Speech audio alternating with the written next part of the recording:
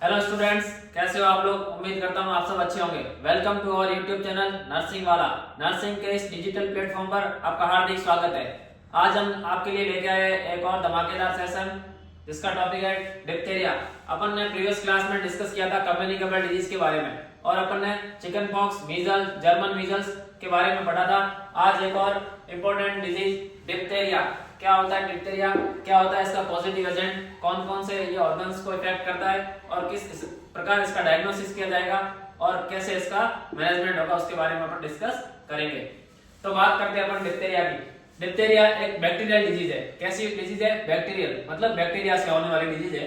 इससे पहले जो अपन ने पढ़ी वो वायरल डिजीज थी, लेकिन जो डिप्थीरिया वो कैसा है? बैक्टीरियल डिजीज है। तो इसके पॉजिटिव एजेंट का नाम क्या होगा उसके बारे में हम आपको बताते हैं। तो आपको याद रखना है इसका जो पॉजिटिव एजेंट होगा कॉर्निबैक्टीरियम डिप्थीरियाई। क्या होगा? कैसी डिजीज है ये? बैक्टीरियल है ना। बैक्टीरियल है तो इसका बैक्टीरिया में नाम आ रहा है, देखो कॉर्नी बैक्टीरियम डिप्थीरियाई।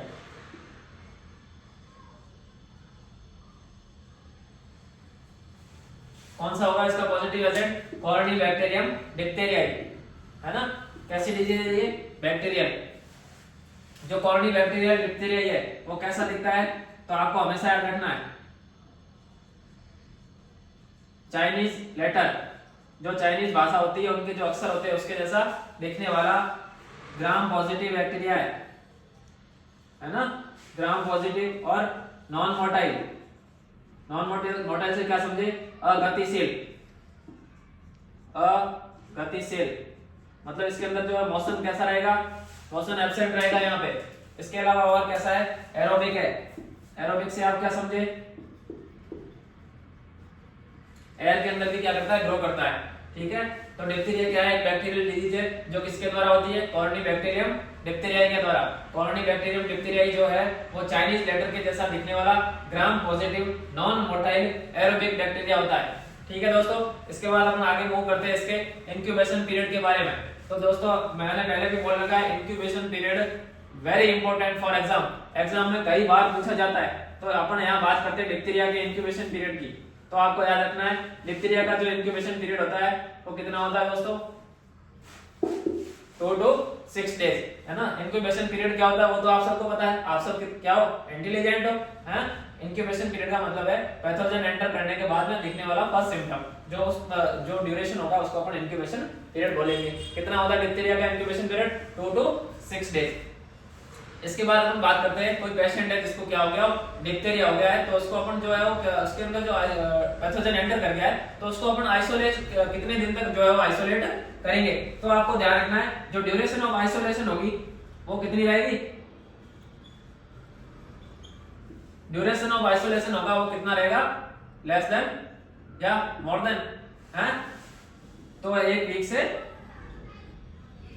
ज्यादा, 1 वीक तक तो उसको जो है क्या रखना है? आइसोलेट रखना ही रखना है। किसको रखेंगे आइसोलेट? जिसको डिप्थीरिया होने के चांसेस होंगे उसको, है, आइसोलेट रखेंगे उसको।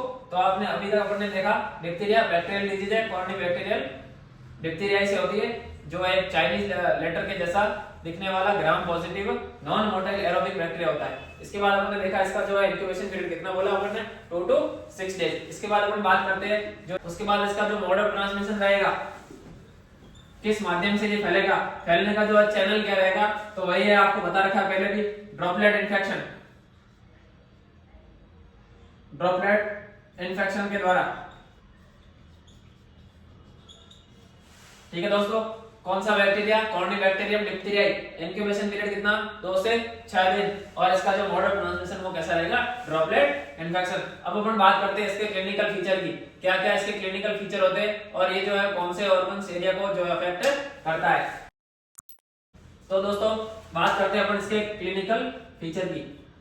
तो ये जो है अपने बॉडी के जो कौन से एरिया को अफेक्ट करता है उसके बारे में बात करते हैं। तो आपको हमेशा याद रखना है ये जो है रेस्पिरेटरी ट्रैक्ट की डिजीज है। किसको अफेक्ट करेगी? सबसे पहले तो अपने जो रेस्पिरेटरी ट्रैक्ट को, मतलब जो रेस्पिरेशन का जो रास्ता है उसको। तो उस रास्ते के अंदर जो भी अपने जो ऑर्गन आएंगे, जो एरिया होगा वो सारा यहाँ पे क्या होगा? अफेक्टेड होगा। तो उसके अंदर सबसे पहले अपन बात करें नोजोफेरिंग्स। नोजोफेरिंग्स लैरिंगोफेरिंक्स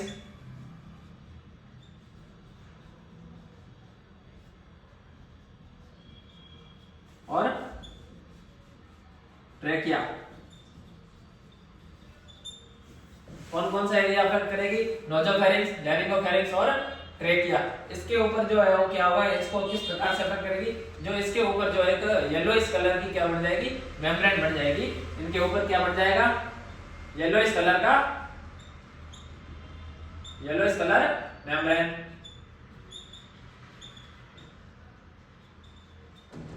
कौन सी मेम्ब्रेन बोलेंगे उसको अपन, है ना? येलो कलर की मेम्ब्रेन कहां बढ़ने के जो चांसेस रहते हैं इसके अंदर? नेसोफेरिंक्स पे, लैरिंगोफेरिंक्स और ट्रेकिया के अंदर क्या हो जाता है? येलोइश कलर का जो है डिपोजिशन हो जाएगा, तो येलो कलर की क्या बन जाएगी? एक प्रकार की मेम्ब्रेन बनेगी, जिसको अपन बोलेंगे स्यूडो मेम्ब्रेन। कौन सी मेम्ब्रेन? Pseudo membrane. ये अब आपको हमेशा याद रखना है कि डिप्थीरिया के अंदर क्या बढ़ता है। जैसे अपन ने कॉम्प्लिक स्पॉट देखा था, वो भी एक इंपॉर्टेंट टॉपिक था और पॉइंट था। उसके अलावा डिप्थीरिया के अंदर क्या होता है? नेसोफेरिंक्स, लैरिंगोफेरिंक्स और ट्रेकिया के अंदर एक येलोइश कलर की जो है कंपोजिशन डिपोजिशन होगा, उसके कारण वहां पे एक मेम्ब्रेन बनेगी, जिसको अपन ने क्या बोला? Pseudo membrane. इसके अलावा जो है जनरल सिम्टम अपने को कौन कौन से देखने को मिल सकते हैं? तो फीवर हो सकता है,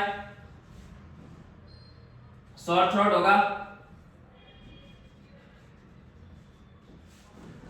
डिस्निया हो सकता है, सांस लेने में कठिनाई होगी, क्योंकि रेस्पिरेटरी ट्रैक्ट के अंदर डिपोजिशन हो रहा है, तो ट्रैक्ट कैसा रह रहा है? नैरो रह रहा है, तो सांस लेने में कठिनाई होगी, सीधी सी बात है दोस्तों।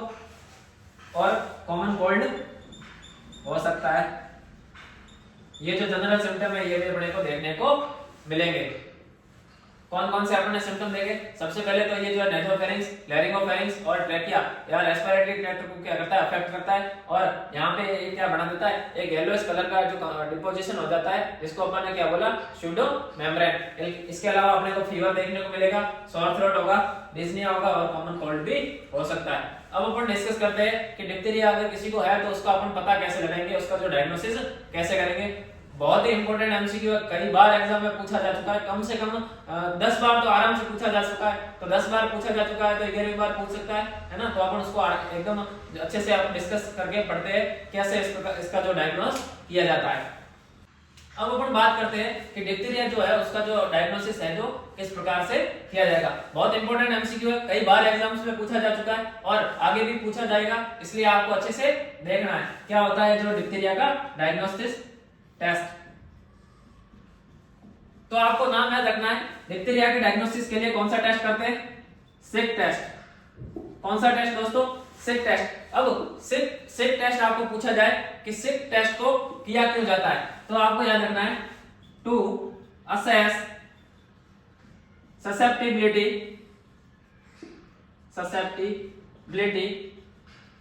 Of diphtheria. डिप्थीरिया की ससेप्टिबिलिटी को चेक कर सकते हैं। इसके अलावा to check immune system, to check immune system of diphtheria patient. जो डिप्थीरिया का जो पेशेंट होगा उसकी जो इम्यूनिटी है, जो इम्यून सिस्टम है, वो किस प्रकार से काम कर रहा है उसको भी चेक कर सकते हैं। इसके अलावा उस किसी पर्सन के अंदर डिप्थीरिया है या नहीं है, उसकी जो ससेप्टिबिलिटी है उसको भी असेस किया जा सकता है। इसके अलावा और क्या कर सकते हैं? हाइपर सेंसिटिविटी को चेक कर सकते हैं। सेंसिटिविटी है ना, जो हाइपर सेंसिटिविटी होगी डिप्थीरिया की उसको भी चेक कर सकते हैं। कौन से टेस्ट के द्वारा? सिक टेस्ट के द्वारा, है ना। तो सिक टेस्ट किस लिए काम आता है? डिप्थीरिया के डायग्नोसिस के लिए। और इसके अंदर क्या क्या चेक किया जाता है? तो सबसे पहले to assess susceptibility of diphtheria, to check immune system of diphtheria patient, या हाइपर सेंसिटिविटी ऑफ डिप्थीरिया। जो है वो डिप्थीरिया के क्या सेंसिटिविटी है, कितना जो है हाइपर है, उसके बारे में जो है वो सिक टेस्ट के द्वारा चेक किया जाता है। अब सिक टेस्ट जो है वो परफॉर्म करते कैसे, कौन सा इसके अंदर जो अपन टॉक्सिन काम में लेते हैं, क्या उसका रूट रहेगा और कहां पे लगाते हैं, उसके बारे में बात करते हैं अपन। तो सिक टेस्ट जो है, सिक टेस्ट के अंदर क्या किया जाता है? 0.1 ml क्या लिया जाएगा? Diphtheria toxin. डिप्थीरिया का टॉक्सिन कितना लिया जाएगा? Diphtheria toxin 0.1 ml। और 0.1 ml डिप्थीरिया जो टॉक्सिन अपन ले रहे हैं वो लगाना कहाँ पे है? आर्म की जो है वेंट्रल सरफेस पे। कौन सी सरफेस? वेंट्रल, है ना। जैसे ये अपनी आर्म है तो ये इसकी क्या है? वेंट्रल सरफेस है, और इसको क्या बोलेंगे अपन? Dorsal surface. तो जो वेंट्रल सरफेस पे है जो क्या लगाना है? डिप्थीरियल टॉक्सिन लगाना है। कितना? 0.1 ml। आर्म पे वेंट्रल सरफेस पे अपन ने 0.1 ml लगाना है डिप्थीरियल टॉक्सिन। तो इसका जो रूट रहेगा वो क्या रहेगा? इंट्राडर्मली। इंट्राडर्मली अपने को आर्म के वेंट्रल सरफेस पे क्या लगाना है? 0.1 ml डिप्थीरियल टॉक्सिन लगाना है। अपन कर क्या रहे? सिक टेस्ट कर रहे हैं। क्यों कर रहे हैं? डिप्थीरिया का पता लगाने के लिए। अब अपन जो है अपन ने टॉक्सिन लगा दिया, अब इसका रिजल्ट अपन कैसे देखेंगे और कब देखेंगे उसके बारे में अपन क्या करते हैं? बात करते हैं। तो जो इसका रिजल्ट है, इसका जो रिजल्ट है वो कब देखा जाएगा? आफ्टर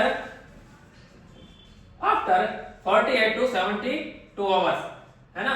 जो आपने टॉक्सिन लगाई है उसके 48 से 72 घंटे बाद में अपन क्या देखेंगे? जो है उसका रिजल्ट देखेंगे। अब इसका रिजल्ट कैसे देखेंगे? जहां पे आपने जो डिप्थीरियल टॉक्सिन लगाई है आर्म की वेंट्रल सरफेस पे, यदि वहां पे किसी प्रकार की स्वेलिंग या रेडनेस देखने को मिले, क्या देखने को मिलेगा?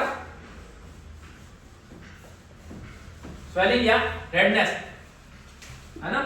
Swelling, redness on ventral surface of arm, यदि वहां पे किसी प्रकार की जो स्वेलिंग और रेडनेस देखने को मिले, इसका मतलब जो आपका सिक टेस्ट है वो कैसा है? पॉजिटिव है ना। सिक टेस्ट पॉजिटिव। और यदि किसी प्रकार की कोई रिएक्शन नहीं है वहां पे, है ना, कोई स्वेलिंग नहीं है, कोई रेडनेस नहीं है, इसका मतलब जो टेस्ट कैसा है? नेगेटिव। नेगेटिव सिक टेस्ट। नेगेटिव क्यों आया? आपने डिप्थीरिया टॉक्सिन लगाया, है ना, तो उसकी बॉडी में यदि ऑलरेडी क्या प्रेजेंट है? एंटीबॉडी प्रेजेंट है, तो उसके टॉक्सिन को क्या कर देगी? खत्म कर देगी। किसी प्रकार का कोई रिएक्शन नहीं होगा, तो अपना सिक टेस्ट कैसा रहेगा? नेगेटिव रहेगा। और यदि उसके अंदर एंटीबॉडी नहीं है तो जो टेस्ट है वो कैसा आएगा? पॉजिटिव आएगा। तो क्या होता है? सिक टेस्ट किसका पता लगाने के लिए किया जाता है? तो आपका आंसर रहेगा सर, सिक टेस्ट जो है डिप्थीरिया का पता लगाने के लिए किया जाता है। क्यों चेक करते हैं? जो ससेप्टिबिलिटी चेक करने के लिए, पेशेंट का इम्यून रेस्पॉन्स चेक करने के लिए, या जो डिप्थीरिया है उसकी हाइपर सेंसिटिविटी को चेक करने के लिए। क्यों इसके अंदर कौन सा टॉक्सिन लगाते हैं? तो आपका आंसर रहेगा 0.1 ml डिप्थीरिया टॉक्सिन। कहां पे लगाते हैं? आर्म की वेंट्रल सरफेस के ऊपर, और जो इसका रूट रहता है वो इंट्राडर्मली। और जो इसका रिजल्ट कब देखेंगे? 48 to 72 आवर्स, 2 से 3 दिन बाद में। और यदि वहां पे जो स्वेलिंग और रेडनेस देखने को मिले तो जो ये साइन होगा वो कैसा रहेगा? पॉजिटिव रहेगा। और वहां पे अगर किसी प्रकार का कोई रिएक्शन नहीं देखने को मिल रहा, इसका मतलब जो अपना सिक टेस्ट कैसा है? नेगेटिव है।